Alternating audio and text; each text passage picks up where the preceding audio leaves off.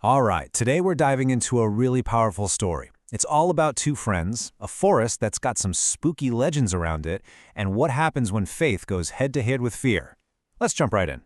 So right off the bat, here's the core idea of the whole story. Prayer becomes a shield in difficult times. It's a pretty deep thought, right?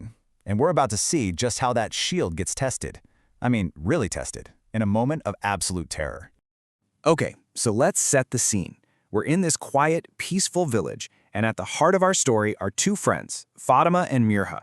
They're super close, but when it comes to what they believe, well, they couldn't be more different.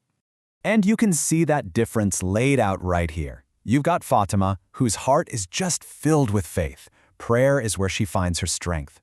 Then there's Mirha. She's smart, modern, new to the village, and she kind of thinks prayer is something you can put off for later. Yeah, and this quote from Mirha, it just nails her whole outlook. We're just kids. Prayer can wait. It's not that she's against it, not at all. She just sees it as something for, grown-ups.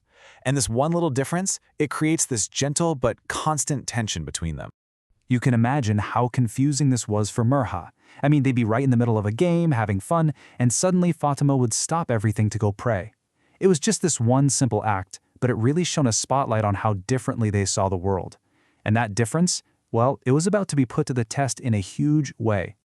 And this is where the story takes a turn, moving to a place that's talked about in hushed tones, a place of legend and fear. All those little differences in what they believed, they're about to become a matter of life and death.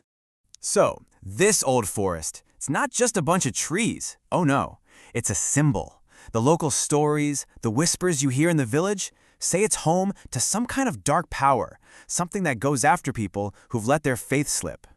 And of course, just like in all the best scary stories, our heroes end up exactly where they're not supposed to be. As the sun starts to go down, Fatima and Mirha find themselves wandering just a little too close to this creepy forest. The stage is definitely set. And then, things change fast. What was just a normal evening suddenly feels wrong. The wind picks up and gets really cold and fierce.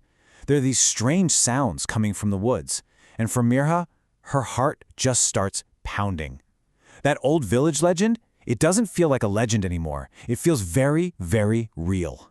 And then it gets a voice. A shadow literally steps out from between the trees. And what it says is a direct challenge, echoing those exact scary stories the villagers tell. This is it. The test has officially begun. So now we're at the peak of the story, the real climax. I mean, what do you do when your worst nightmare is standing right in front of you? Well, we're about to see two completely different ways to answer that question. The difference between the two girls in this moment is just night and day. Mirha is completely frozen with fear, just trembling, no idea what to do. But Fatima, the one who has always leaned on her faith, she is solid as a rock. Not a hint of panic. And listen to what she says. Don't be afraid, Allah is with us. With those words, she's not just trying to make her friend feel better, she is making a statement of absolute fact. For her, this isn't just hoping for the best, it's a certainty. Where Mirha sees a monster, Fatima sees a protector standing with them. And this is the game changer. Fatima doesn't just stand there. She takes Mirha's hand to comfort her, and then she kneels right down on the ground and begins to pray. And her prayer? It's not just quiet words. A literal, divine light starts glowing all around her, and the shadow? It can't stand it. It actually cries out and pulls back from the light. And boom. Just like that, it's over. The forest goes completely silent. The terrifying fear that was in the air? Gone. The whole place is peaceful again, totally transformed by one simple act of faith. But the biggest thing that happened that night wasn't just getting away from the shadow. It was the change that happened inside, especially for Mirha. It was absolutely life-changing. And the change was instant. Seriously. They get back to the village, and Mirha prays with Fatima for the very first time. And in that one moment, she feels a kind of peace she has never, ever known before. A peace that was deeper than anything she'd found in games or even in her friendship.